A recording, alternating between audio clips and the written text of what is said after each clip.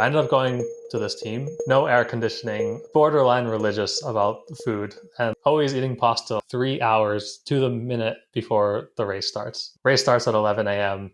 They're all there eating pasta at 8 a.m. I remember one time we were at like a stage race, and it was like one of these days where you had a time trial in the morning and then a road race in the afternoon. I think the time trial, the first start was like at 8 a.m. And everybody was freaking out because like we were put up in this agricultural trade school dorm and very like a 1950s hospital vibe. Everybody's like, oh my God, like, are they going to open breakfast for pasta at 5 a.m.? Joe Petrowski landed a great job as an aerospace engineer right out of college. Then he got the bike racing bug. People told him to stick with his demonstrably awesome, impressive, and very high-paying gig. Instead, he quit to go live in, at times, dismal conditions to be a pro cyclist. First in the UK, then in France. And if you're not familiar with domestic pro cycling in France, teams there are known for their extremely old school, hardcore, and at times you might call it totalitarian approaches. Joe had some great times and also often wondered if he had made a huge mistake and what the hell he was doing. He never stepped up to the world tour, the highest level of professional cycling. And years later, he thinks going for it as a pro cyclist is still one of the best and most important decisions he ever made. Eventually, he left pro cycling, went into computer science, high frequency trading, and moved on to what he does now, working on the decentralized web at Polkadot. People who stop doing the thing people who are not them tell them they should do to go do the thing they know they have to do intrigue me. That's Joe in a nutshell. Don't forget, you're the hero in your story. You're writing it every day. And when you hear the call to adventure, listen. It is, after all, your story. Choose the Hard Way is the podcast about how hard things build stronger humans who have more fun. This episode is brought to you by the Better Lab. Sleep is the greatest performance enhancer on the planet, and the science to improve sleep is straightforward. Putting it into action on your own can be challenging. That's why I co-founded the Better Lab, to help active people like you mindfully build conscious, science-backed practices to sleep better that stick. It's just what works to help you get great sleep, and you can get started today at thebetterlab.io. I make this podcast available for free, and all I ask is that you go to the show page for Choose the Hard Way on iTunes and Spotify and hit 5 stars. If you can take a moment to do that, I really appreciate it, and it does make a huge difference. So thanks for taking a moment to do it. To be in touch, you can DM me at HardwayPod on Instagram or email choosethehardway@gmail.com, and you can find Joe at petrow.ski. You can find both of those links in the show notes.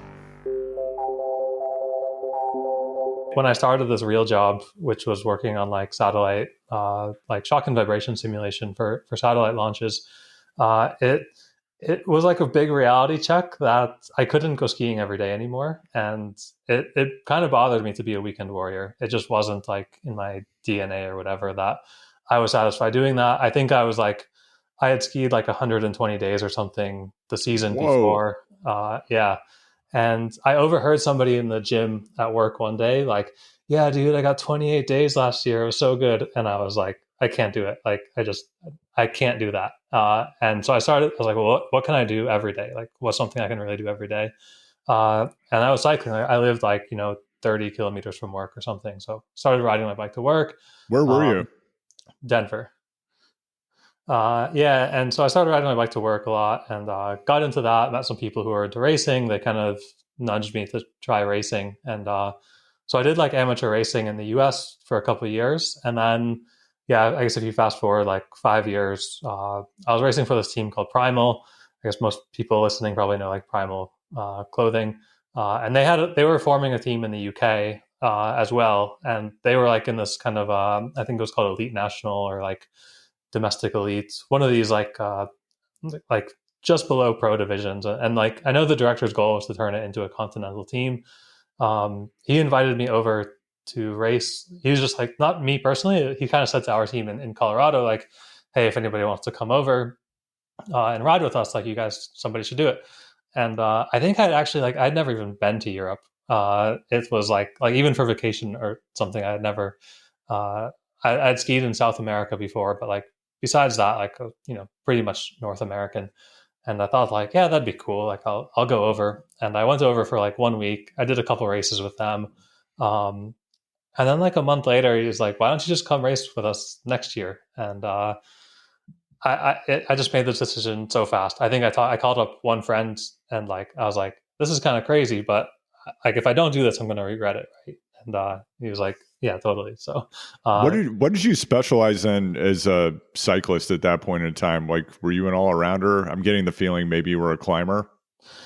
maybe like leaning towards climber, but like yeah, all arounder. I had a good VO2 max and a horrible anaerobic power. What was your Uh, VO2 max? in it was 75. What is it? Milliliters per minute per Okay. kilo. Yeah. Um, yeah. So like I had a good VO2 max, and also like this good, like I could repeat the effort over and over again.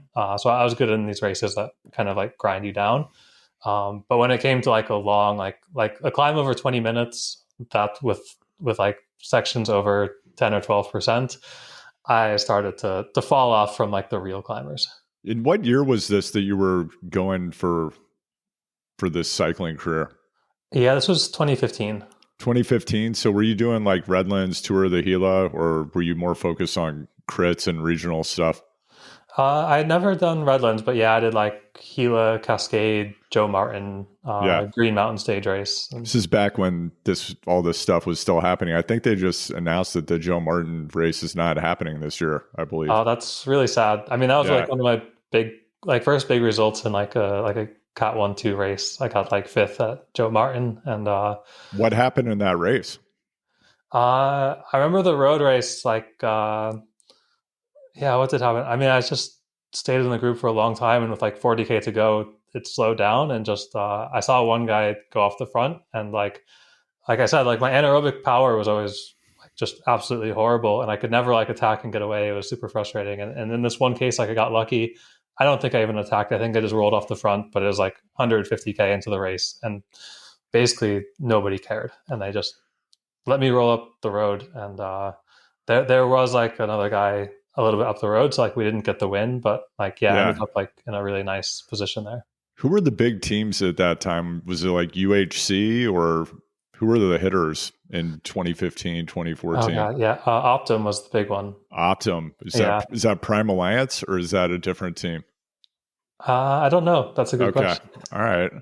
So Optum. And didn't Optum became Rally, I think, right? Yes, yeah. Yeah.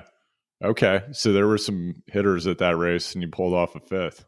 That was like the 1-2 race. I wasn't in the pro race at that time.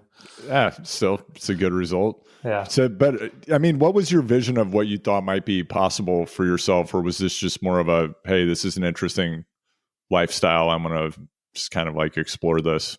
What did you think was possible for you as a cyclist at that point? That's a good question. I think, completely naive about it, but also like a little bit lost. So I remember when I started racing, this is like 2009 or something. I got fourth the first time I went to mountain bike nationals for Whoa. And like elite or expert or what? uh, expert. Yeah, Cat One. That's a great result. Wow. So I was like, okay, like maybe I could like win one of these, and then like that was like my focus for like 4 years. I was like, I want to win like national championship, and then I did it in 2013, and it opened up a lot of doors for me as far as like getting CAT upgrades and like talking to other teams. But I wasn't exactly sure what I wanted to do. I think like I had these delusions of going into like a pro team, although I kind of quickly realized they were not going to happen. At some point I realized like I was just kind of going for the experience and to do something to try and see what it's like. Um, and I think I had this mix of like aimlessness where I didn't really have this concrete goal of like, I want to win this race. It was always like, yeah, I want to like, the next race. And then you do bad in that one. And then it's like, well, okay, well the next one, but like, you don't have a lot of commitment or like buy-in to like one particular objective. And at the same time, I had this kind of like naivety that like I could actually do well and move up without having like these stepping stones to get there.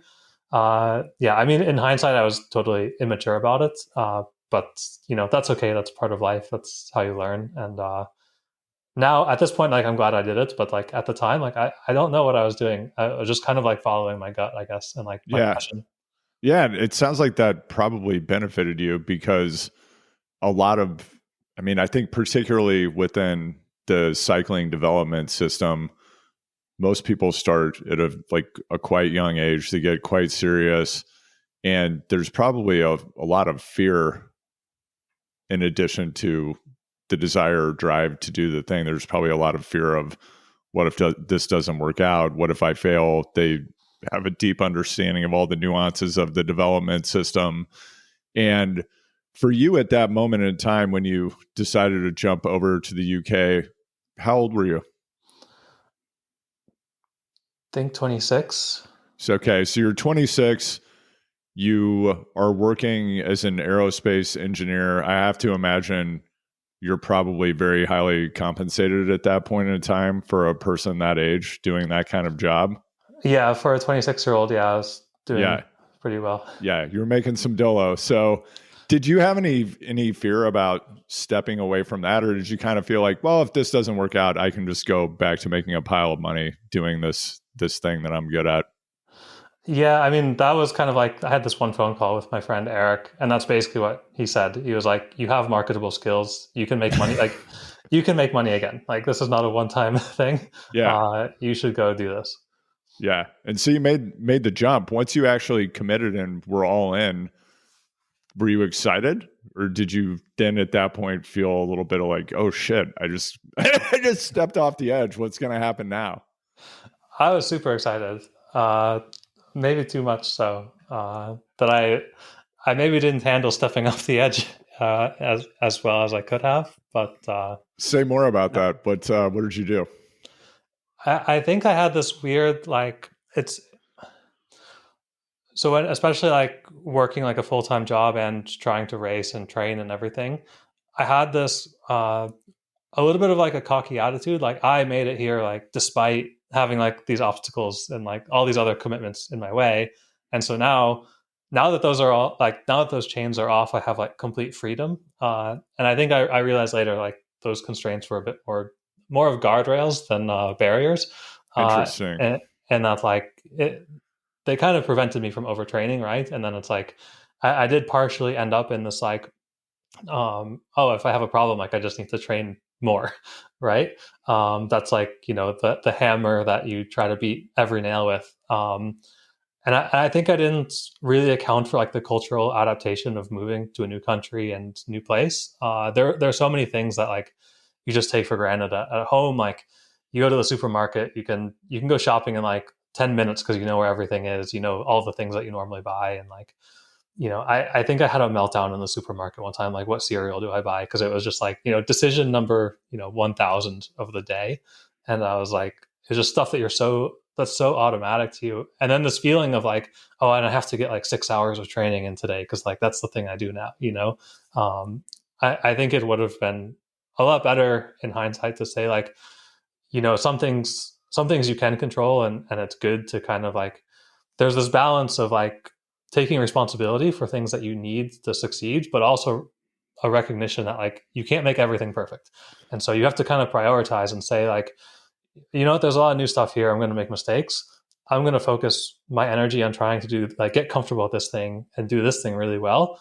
And just understand that like some other things are not going to go so well. And maybe I'm not going to, get the perfect breakfast cereal or something like that. But like, and once you get comfortable in one area, and it starts to become automatic, you can move on and try to optimize other things. But I really wanted like everything to be perfect. And I got into this like perfectionist mindset, and it ended up paralyzing me.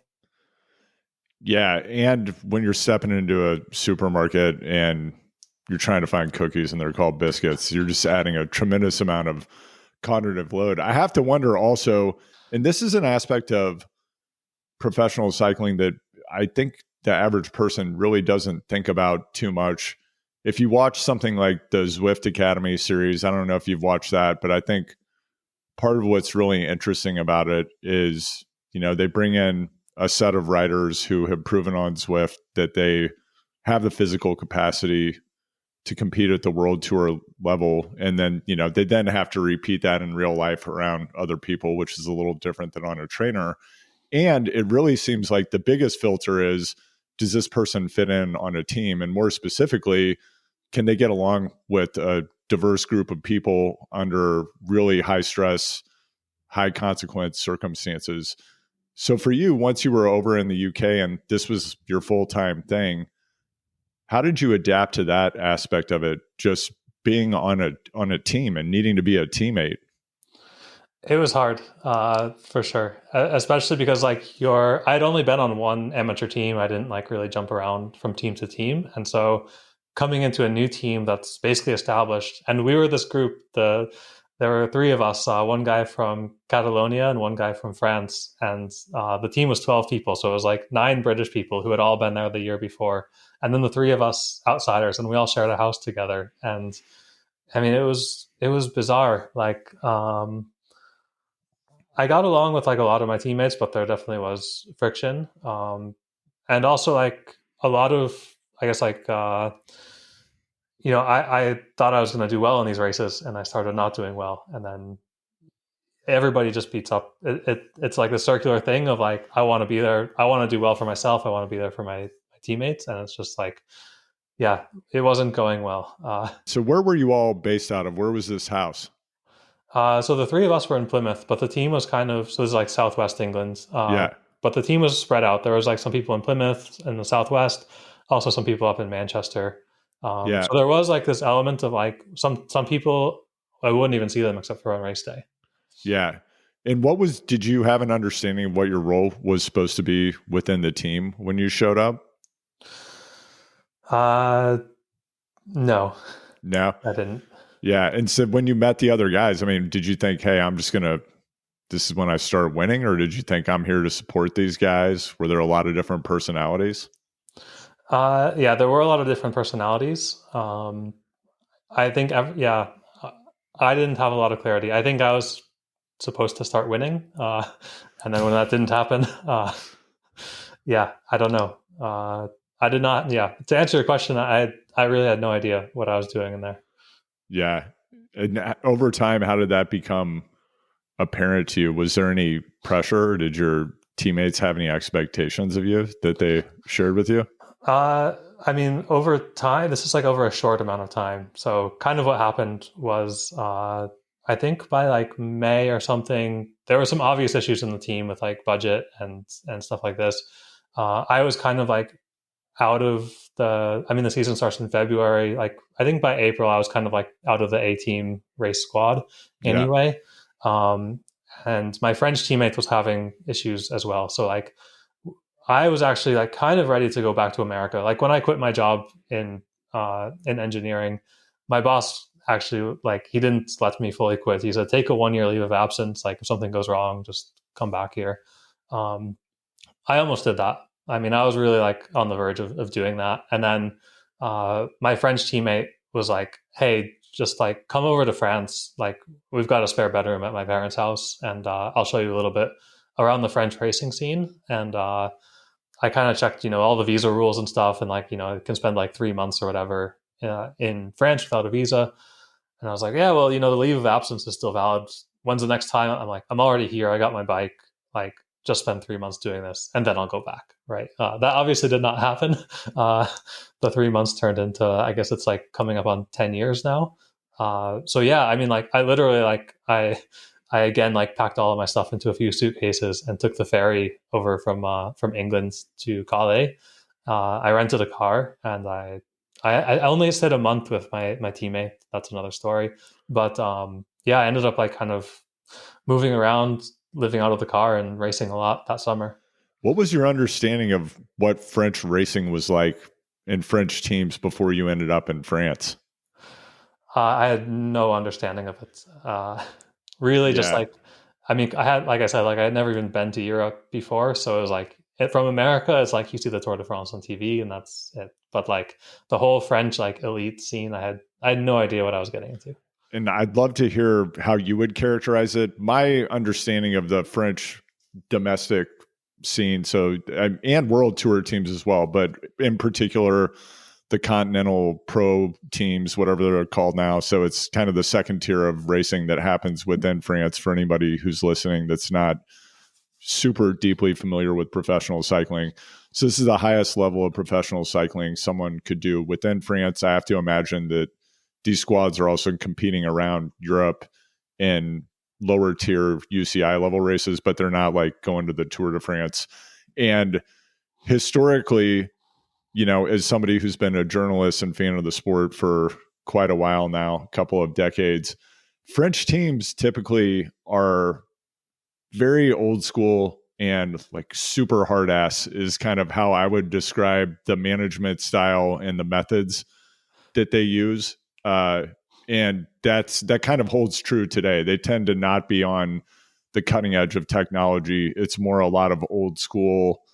Hey, we don't use air conditioning in the hotel rooms because you're going to end up, getting a cold. It's going to ruin like just a lot of stuff like that. Or there's also a lot of dietary restriction on French teams. I hear a lot of stories coming out of even world tour teams about that. You've actually lived it. So how does the reality mirror or not the outside world's perception of what's going on inside of these French teams? Yeah, spot on. Oh, okay.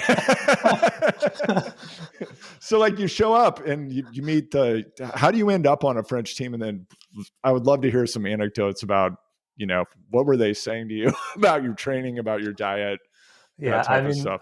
so I ended up with a director who was not a hard ass, Okay. but definitely like old school. And like, so yeah, so the way I ended up on a French team was after this summer, it's like 2015. I I had a French friend at this point, and like he helped me put together a resume. And I literally there's like 70 I think like elite teams in France, and I basically like I found the director's email for every single one of them, and I emailed it to everyone. And I ended up talking to like I don't know 4 or 5 teams.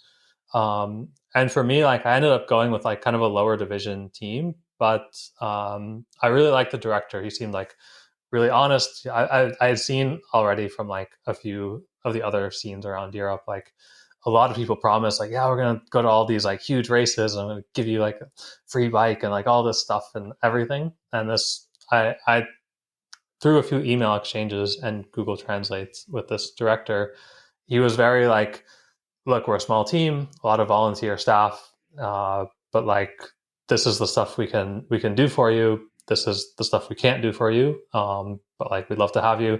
And I thought like this guy just seems really honest and down to earth, and that's kind of the environment that I'd rather be in. And so I ended up going to this team, but yeah, I mean the no air conditioning, like borderline religious about food, and like always eating pasta like 3 hours to the minute before the race starts. Like race starts at 11 a.m.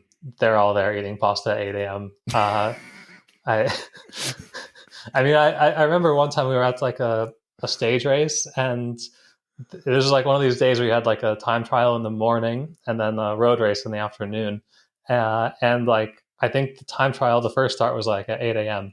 And everybody was freaking out because like we were in this like, we were put up in this like tech school, like a trade, like agricultural trade school dorm. And it was like a big, like very like fluorescent lighting and like a 1950s hospital vibe, cafeteria, and it's like everybody's like, oh my god, like are they going to open breakfast for pasta at 5 a.m. because like the race the time trial's at 8. And I was like, I think you can do like a 12K time trial or something without like your pasta 3 hours before routine. So this was like quite entertaining. But yeah, I think at this time, like it had been a year in Europe, and I had learned to lighten up a little bit and not be so hard on myself about all of these things. And like, okay, I can go with the flow and like still do okay with it. When you applied to be on these different teams, your race resume, did that have your power numbers, your VO2 max? Like, what were they actually looking at to evaluate whether they wanted to work with you? I don't remember if it had my power numbers. I think just my race results. I ended up with like quite a few good race results that summer. And so I just put some things like, yeah, I'm American, these race results, and so on. I'm pretty sure in my team, I was the only person who actually owned a power meter. Wow. I don't think they would Okay. have. I don't think they would have known what to do with those numbers. Yeah. I feel like you had an SRM. Am I right? You are right. I did. Okay. You just strike me as an SRM kind of guy. They seem to be kind of out these days. No. Oh, they're back. They're Okay. back. Yeah. Well, particularly at the world tour level for amateurs who are coming up, because there can be such variance in the accuracy of commercially available power meters. World tour teams regard the SRM as the gold standard. So typically, if you want to get onto a world tour team and you want them to trust your power numbers, it's the best move is just to like ride on an SRM because that's Okay. accepted as being legit. Yeah. I mean, at this point in time, like I think power meters now, I actually don't have one. I get the sense power meters now are probably like pretty reliable. But like back, this is like 10 years ago, right? And like, I think in like 2013 or 14, I had tried a couple of the other brands that were out, and there would be some where it was like, it's humid and it doesn't work. Like Right. they were so sensitive. Yeah. You sneeze and the power meter stops working. Yeah. When you were in France, you're racing, you're on this team. What did you like about the racing and how did you find it relative to what you'd experience in the United States? That's a good question about what I liked. I never really thought about it. I liked it and I kept doing it for a couple of years. um, yeah, it's definitely different from the US, like in a lot of ways. So one is of course like the format, although they do have this race. It's called a nocturne, and it's very similar to a criterium, only longer. They tend to be about 2 hours instead of 1 hour, and they start at like 10 p.m. and so they finish at midnight. And it's like often like in city centers and stuff, and you're just like going through the streets late at night, and a lot of time they don't put lights out. I mean, it's France, like so you have to like learn where the potholes and stuff are during warm up, and like to avoid them in the corners. I actually like it wasn't really my style. I was like more into like the long hilly road race. For whatever reason, I love these nocturnes. Like they were just so much fun. Um, and then doing like the long road races, yeah. I mean, I don't know how it is in the U.S. now, but like even 10 years ago, like there wasn't a ton of long road races in the U.S. Like there were a couple of big ones, yeah, like Cascade and Gila and stuff. But these were like, a few special weekends in the calendar. Whereas like in France, I think every week, like you could do two or three races that are like the short ones are 120K, but you can also find like 150 to 180K road races. I mean, I loved it. That was cool. That was like, living the dream a little bit. And then also just like the pack sizes. Again, I don't know how it is now in America, but like a lot of P1-2 races in the US were like, 40 to 60 people would show up. Whereas like races would regularly have 200 people in them in France. And on these like really narrow roads. So you start to learn a lot more about like pack positioning, and it's really important to stay at the front, as the cliche goes. But like the peloton can be like strung out so long that like if you're at the back, like you literally can't see the front. It's just somewhere down the road. And so I don't know.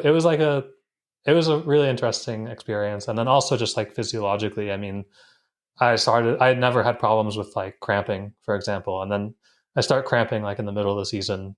And, I'm just kind of like angry about it. Like, how come I've never had this problem? What's going on? And then, of course, you look at it a year later, say like, oh yeah, I used to do like 40 crits a year. And now I'm trying to do like 70 road races that are like 150K. It adds up. It takes several years to develop the ability to take that kind of volume, and I didn't have it. How about intellectually? Because professional cycling has all kinds of people involved in it, and you're not necessarily around people who are rocket scientists or aerospace engineers a lot of the time. And I mean, you'd come from a highly intellectually stimulating environment where you were using your brain in a really different way. What was it like to then be a professional athlete and in a different environment with a totally different set of people? I actually really enjoyed this part of it.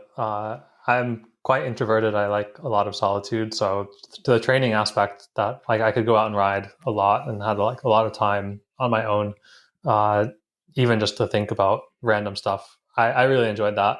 Um, and then off the bike, I had this one year. I read so many books. Like I lived in this like small apartment, and the building had like the worst Wi-Fi. It would just drop out for like sometimes 2 or 3 days at a time, and so I would always keep like a backlog of unread books on my Kindle.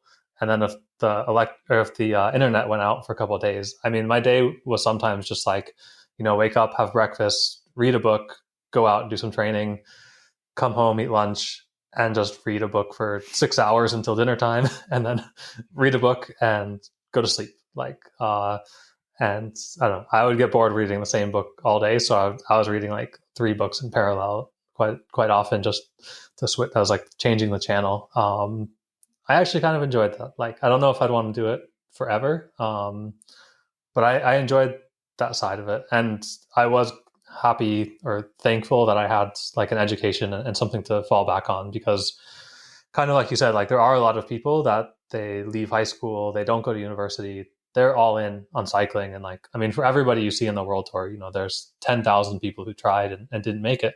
Um, and a lot of them don't have a lot of good career prospects. So, I mean, I spent a lot of time, kind of whining, like I started racing when I was 22 or 23.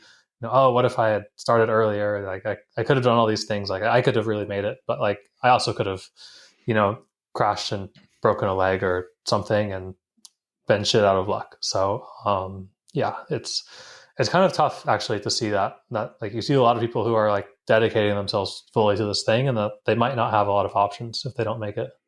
Did you get jammed up with any injuries, or were you involved in any major wrecks? Uh, Nothing too physically major. I got pretty lucky in that regard. Most of my crashes were more hurting my ego or uh, my psyche. At what point did you feel like this needed to go in some direction? So that was kind of funny. Like I don't think I had like a particular moment like that. I was thinking like there's 2 paths out of this, and neither of them ended up being true. I thought one is like I will have a bad accident and I'll just basically be forced to end this. And option 2 is that like, yeah, I make it and have some like glorious big win or something and quit while I'm ahead. Um, what happened in reality was like I just got interested in other things, and I started like especially economics and computer programming. I started like reading a lot about this stuff, and like trying to build some of my own computer programs. Um, and eventually, like, I think it was like probably March of 2017 or something, I told my director, I was like, I'm just like glued to my computer, like Kindle, trying to learn about this stuff. And like, I'm having trouble kind of going out to train. Um, and Was I he asked like, like, was he like, what's wrong with you, Joe? What are you doing? no, I mean, I think he probably saw the writing on the wall. Yeah. And it was kind of funny. Like, so I asked him, I was like, can I take 1 month off from racing and like just let me kind of like find a routine where I can like get the balance of this going? And that was like actually my plan. When I asked him that, I thought like I will take a month off and kind of like collect myself and get back into this season. But I knew the next day, like I woke up the next day and I was like, I'm not thinking about training and stuff like this. And it felt so like liberating that, uh, and I just knew, I just knew I was like, it's over. It's for sure over. And that was kind of like the end of it. And I started working on some of these other projects. The moral of the story here, I don't want to dime you out to future employers, but don't give Joe a sabbatical. I think that's one of the takeaways from this episode. He's not coming back. And so over time, how did that lead to what you're doing now, and what are you doing? Yeah. So now I work on this project called Polkadot, which is a blockchain protocol. So I started out actually working on trading algorithms, which I thought like I had worked in like shock and vibration simulation, and I really liked this idea of like algorithmic trading. It felt very much like cycling to me, actually, um, in the sense that like when you have a bike race, compared to other sports like like soccer or something, one team wins and one team loses. Whereas like in a bike race, there's 200 people, um, and you might even think like just one of them wins, but that's not entirely true. Like some people have other goals, like they want to win like the climbers jersey, they want to win a stage, the sprinters jersey, or like I mean, some people just want to be on TV or like get in the breakaway. Like there's a lot of different definitions of success that people have in a bike race, and also a lot of different strategies. It's not just like score more goals. And also like in markets, I thought this was cool. Like there are people who are doing like really short-term trading. There are like big hedge funds or like pension funds. They're just going to like rebalance their accounts like every quarter or something, right? And there's some people who want to make money fast. There's some people who want like, basically to get like market equal returns over time, and like so there's all these like different participants, and they have different objectives and different strategies and different definitions of success. And I thought like this environment, like competitively, is actually a lot like cycling, and that I had like the background in time series analysis from vibration simulation. I was like, a stock price in kind of short term, it actually looks like a random time signal, and like this would be a kind of cool environment to participate in. So I ended up doing that for like 2 years and like trying to write my own strategies and algorithms, and like some of them worked, some of them didn't. I did get like a little bit. I started to move on from like the finance, like interest in the finance part, and more into like the computer science part, and like the cryptography, and like how a lot of stuff was actually working, and also like the implications that it had on a more social level. And that's what, well, part of what led me to look for some other work, and end up joining the project that I work on now. And the other part was like I worked on like a couple startup projects, and they all kind of like fizzled out, or like they didn't get funding, or like there was like a battle between the founders. Like this stuff all happens in startups, so I ended up joining this company. It had like 50 people at the time. Now it's quite a bit bigger, and I thought this was like a more interesting project with like a bigger like social vision to work on. So yeah, that's how I ended up kind of transitioning. What aspects of the social vision and intellectually do you find to be interesting or stimulating about this specific area where you're focused now? Yeah, so it's particularly about like the the structures of the tools that we use, or like the architecture of the tools that we use, and the embedded trust assumptions. So when you use something like I guess like Strava or Twitter or Instagram, you're placing a lot of trust in that intermediary. And I think for a lot of people, like especially if you're from like a Western country, that trust is often upheld. But there's a lot of people for which it's not, and also like it could be upheld 99.999% of the time. But the problem to me is that like a lot of people don't even realize that they're placing this trust. Like they don't realize the kind of power that these intermediaries have. Um, and I thought like it's fine for people to offer services like this, and for people to use them, but there should also be an alternative, some way that you can build a digital service without needing to trust somebody. I mean, how do you think about trust in this context? And the part of what I'm thinking about the book Sapiens by Yuval Noah Harari, and he talks a lot in that book about how a lot of institutions, whether it's religion, government, monetary system, our identity as a nation, these are all stories that are things that people collectively buy into. And it's only because we buy into the story that we can then have trust to do things like have money, for example, or have a government or have laws. How do you think about trust in the context of what you're doing and what you're building? Yeah, I think this book is one of those ones that I read, like, in my little apartment in France with no internet. So it's been a while, but I do remember this part about it. And this comes up a lot. I think trust is actually a little bit of a misleading word, because we mostly think of trust as a good thing. Like interpersonal trust is a very good thing. And I think what Harari is kind of referring to there is that like it takes a lot of time an investment to build interpersonal trust with somebody. So you have a very like finite number of people with whom you can have interpersonal trust. And so 150. yeah, and so these institutions allow people to interact with each other without having to go through the investment of building that interpersonal trust directly Right. with themselves. A lot of times, I think like when I'm talking about trust in this case, it's actually like blind faith. Uh, it's like trust still implies that like you have some evidence to convince you that something will happen. Whereas like a lot of times when you use a digital service, you have basically blind faith that they're going to actually like carry out that service faithfully. Should people have less trust in their digital services? I think so. Yes. Okay. And why is that? I think they're often used for things that they weren't intended to be used for. So if you look at Twitter, for example, like it gets used for like protest organization and like first aid coordination. Like the tool was not designed for that, right? And it's cool that people have found this new use for a new technology and a new way to organize and like create stories together.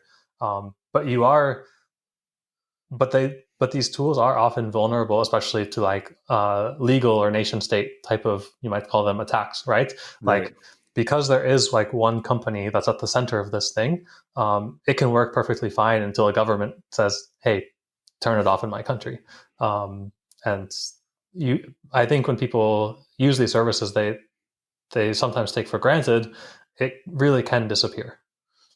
Yeah, completely. Or there are sovereign wealth funds from governments that are investors in some of these services. And then it gets a little cloudy about, well, what's potentially happening on the back end. And then, there are end user licensing agreements, privacy policies that contain contain a lot of things that could potentially be happening to your data that you don't know about as well. Or, I mean, that you're consenting to, but you may not want to have happen, that enables a lot of things to happen. And it's, Yeah.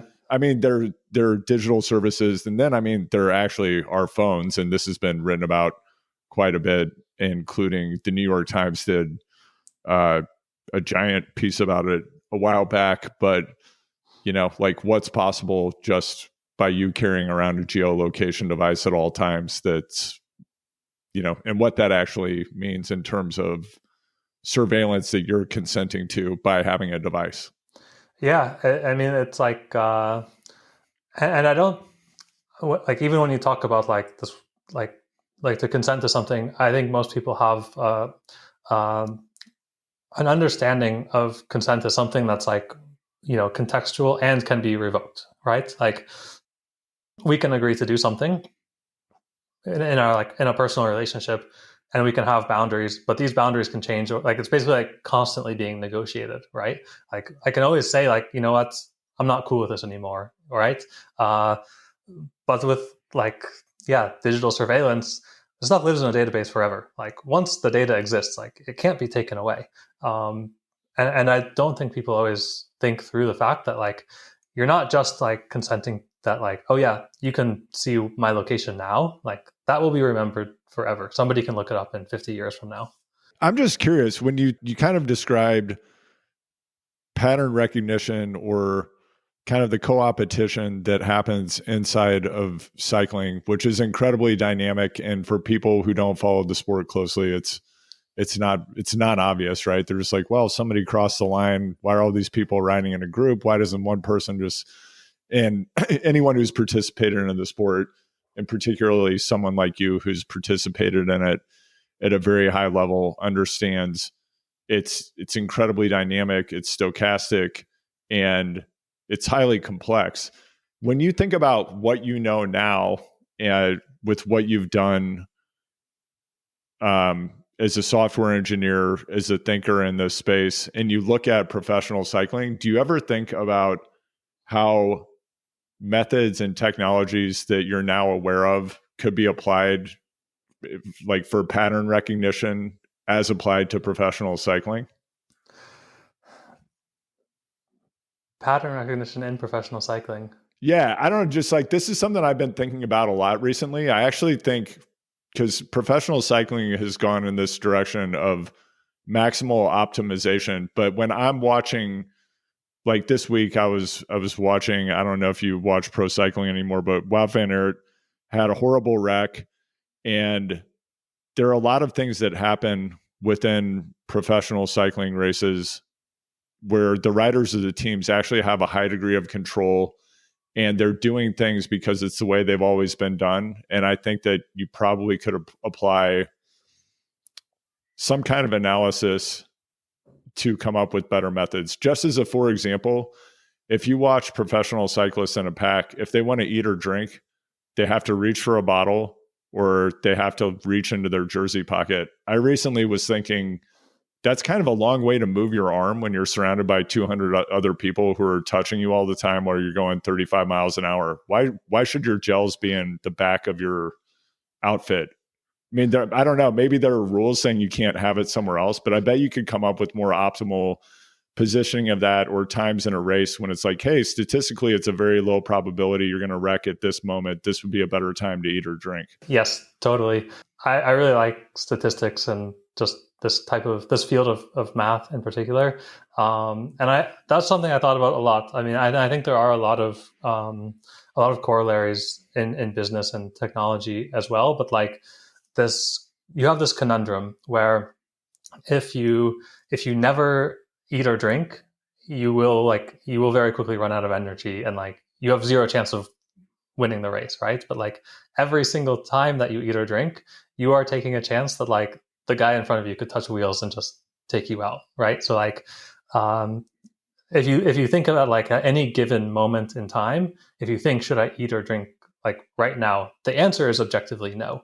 Like you should definitely not take that risk of destroying a race and like ending up in a pile up because you wanted a gel at like this particular second. But if you always make the rational decision, then like you'll never eat or drink, and you will definitely not win the race. And so like you have to do something, right? And the chances, or like the odds are like it's very skewed odds. And I think these are interesting statistical problems. And like you can say the same about big companies. They try to sit on their moat forever, and it's like, you know, if they do nothing, they will be out competed. But you know, and then it's like, well, what do you do? And it could be risky, and like you could lose a lot of like for a company a lot of money when you make a mistake.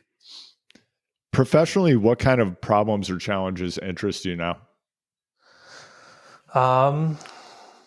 Professionally, engineering wise or sport Yeah, wise? sure. I don't know. Just are there areas where you think like this is the kind of stuff I find to be the most interesting to do that I want to go deeper right now? Yeah, so like I mean, I'm still working on the same project. It's been like 5 years now, and I think we're starting to talk about like what's the next generation of this, and like it's almost like a perfect season, right? Like you always think like, oh, if I had just not gotten like injured or sick or something, like I could win all these races if I just had the perfect season. And you start to realize after some time that like even the people who are winning a lot, like they have problems, like they get hurt, they get sick, they have family that they need to go visit, take some days off training. They're able to succeed kind of like despite these things, and like learn from them and how to adapt from them. And I think technology development is very similar. Like I think 5 years ago, I had this like very childish notion that I was building like the perfect piece of technology that like the world was missing. It's very evidently like not true. But we've learned a lot, and it's like, okay, these things work. These were good ideas, but like some of these things were bad ideas. And how do we change them? And like, yeah, I think like in the last 6 months, we've been starting to talk about like, well, what's the next generation of the thing that we want to make? And also like, how do we get there, right? Like you can't just create it out of thin air. So it's probably like a 1.5 to 2 year endeavor to create like the next generation of this technology, and then still maintain like, okay, how do we work with what we have for the next 1.5 to 2 years, and like actually make it to the next generation of this. So yeah, I mean, like from an engineering point of view, like I've kind of like, this is very startup-y, but like, I started out as like an engineer. And then like now I'm like a manager of engineers. So I don't do as much engineering myself. Just kind of like by the grace of being here for so long, you end up in like a manager position at startups. So I guess like, yeah, to answer your question, like professionally, I'm learning a lot more about how to manage people. This is like totally new to me, like how to hire people and how to build a team. And I've been doing it like, I guess, a year and a half now, like more focused on like management than engineering. And I think like I can hire better engineers than myself. So professionally, I want to get better at like this team building and being a manager, which of course, like me from 15 years ago, I was like, what does my manager do? It's just, I'm the one doing the work, right? But like, no, it turns out like it's actually quite difficult.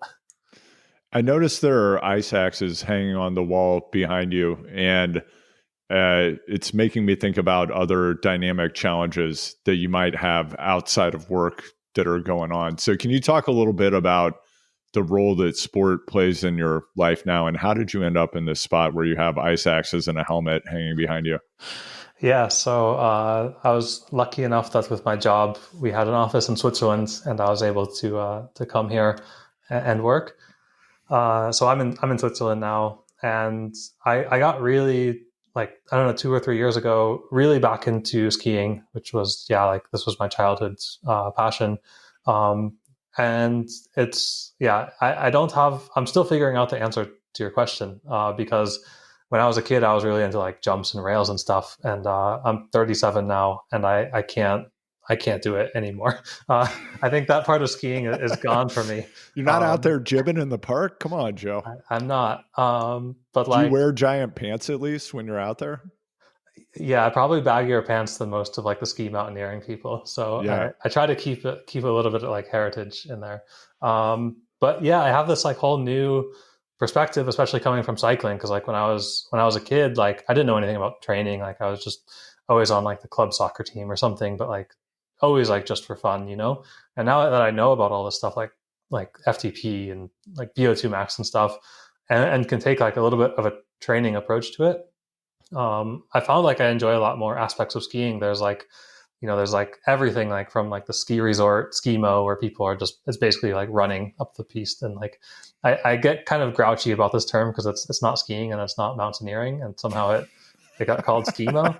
Uh, but, grouchiness about semantics aside, I still kind of enjoy it. But also like, when it's a good powder day to be out skiing powder.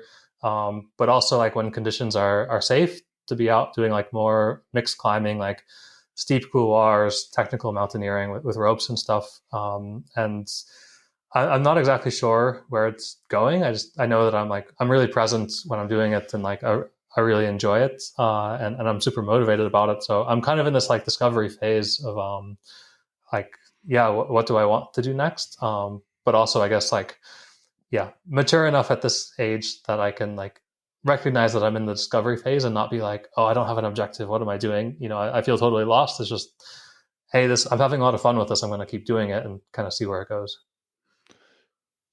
What's your mental model for how you approach it then? If there's not an objective, is it just, I want to allocate as much time as possible to do this thing that I enjoy? Or how do you think about your relationship with the sport? Partly. I guess like I wouldn't say I'm like completely without objective. I do have like a list of, I guess like a lot of things like mountains that I want to ski and climb. They don't really have a theme. Like I think before recording, you were talking about Cody and this like 50 project, Yeah. which I think is like awesome. It's like one of the coolest projects ever. So I have like kind of a mix of stuff. Like some of it's like big traverses, like 4,000 or 5,000 meters of climbing and like trying to set like FKTs on stuff like this. Other stuff is like like skiing some real steep faces, or like doing some first descents, like stuff that has never been climbed or skied before. I would really like to do something like that. So I still have some objectives, but I don't have like a single project that's linking them all together. So yeah, I guess I go about it like I try to stay pretty fit. When it's nice snow, I'm out skiing powder, and when the conditions are right, I kind of try to go for something a little bit more ambitious, and also get home safe. So yeah, I don't know if that's like a real like philosophical approach to it. It's just that I'm enjoying it a lot, and I I'm I think I'll like eventually converge in a direction of a project that's like probably quite similar to something like 50. Yeah, enjoying it a lot sounds better than a philosophical approach to me. Sounds like you're having a lot of fun. Yeah, Awesome. Well, Joe, thanks so much for being here and for sharing this story with us today. This has been a really fun conversation. yeah. Thank you for having me. This episode is brought to you by the Better Lab. Sleep is the greatest performance enhancer on the planet, and the science to improve sleep is straightforward. Putting it into action on your own can be challenging. That's why I co-founded the Better Lab to help active people like you mindfully build conscious, science-backed practices to sleep better that stick. The Better Lab is just what works to help you get great sleep, and you can get started today at thebetterlab.io. You can find that link in the show notes. I make Choose the Hard Way available for free, and all I ask is that you please go to the show page on iTunes and Spotify and hit 5 stars. Thanks for taking a moment to do it. I really appreciate it, and so does everyone who's found the show. To be in touch, DM me at HardwayPod on Instagram or email choosethehardway@gmail.com. Choose the Hard Way is a Big Truck production. Anthony Palmer at Palm Tree Podco is the producer and editor, and Emily Miles is head of digital and marketing. Hecla Projects founder Jeffrey Nebellini is the world-renowned designer behind the striking Choose the Hard Way logo and brand identity. The content for this show is created by me, Andrew Vance. Thanks for listening.